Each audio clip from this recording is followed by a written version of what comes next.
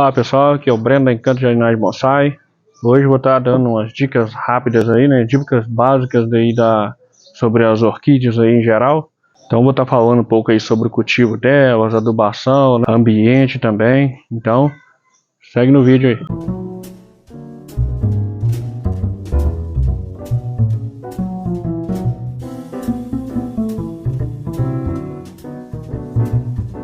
Então pessoal, vou estar falando aqui das orquídeas mais comuns, né? Porque orquídea tem muitas espécies diferentes, né?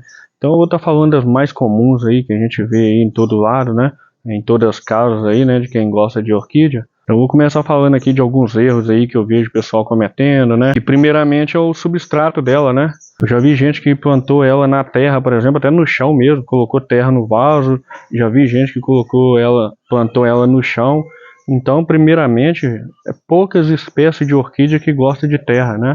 A maioria aí, pelo menos as mais comuns que a gente vê, nenhuma delas gosta de terra. Então, você plantar ela na terra, ela não vai conseguir se desenvolver e vai acabar morrendo pelo excesso de umidade que a terra causa na raiz dela. Então, só da gente avaliar aí o habitat natural dela, né? Geralmente as orquídeas nascem em árvore, né? Na natureza, elas estão nascendo em árvore.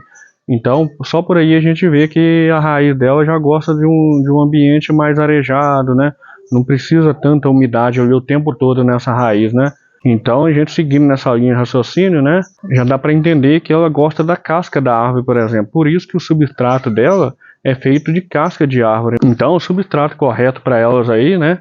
A gente encontra aí já pronto, né? A gente já compra ele pronto aí em garden, né? Já tem bastante variedade aí.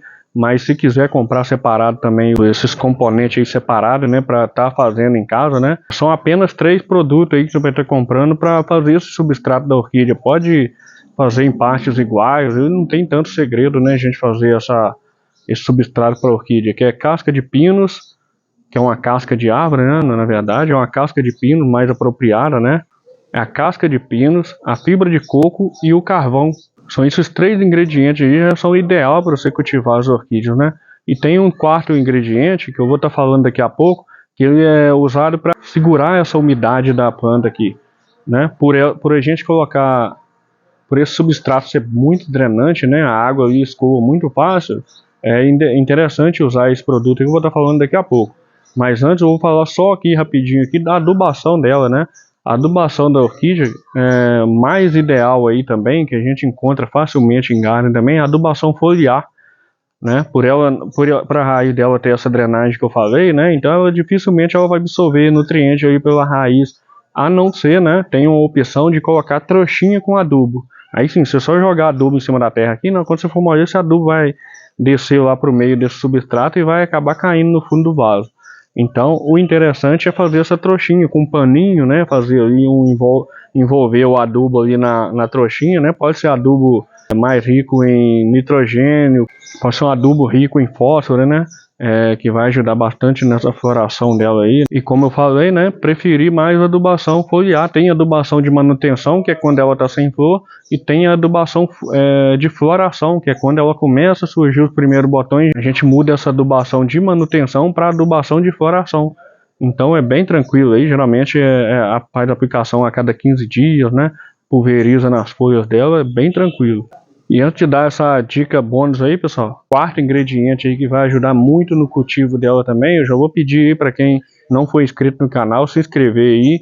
Quem não curtiu ainda, deixa a curtida aí, deixa o like aí no vídeo aí e compartilha aí, pessoal, para quem está cometendo erro aí, né, nesse cultivo aí, quem precisa aprender mais sobre esse cultivo de orquídeas aí, beleza? Então esse quarto ingrediente aí é o musgo esfagno. Por que eu gosto de usar ele? Eu já tenho até vídeo aí falando um pouco sobre ele, né? E na orquídea ele é muito importante também, porque ele ajuda a manter a umidade no substrato, né?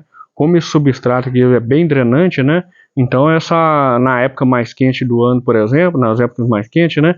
Essa água evapora muito rápido e essa raiz tende a secar mais rápido. Não que isso seja um problema, mas se ela ficar um tempo um pouco mais úmida, vai ajudar ainda mais na saúde dela, né, nessa floração dela, né? Ele é um produto que segura bastante umidade, ó, e a gente coloca ele em cima do vaso, que espalha sobre o vaso todo.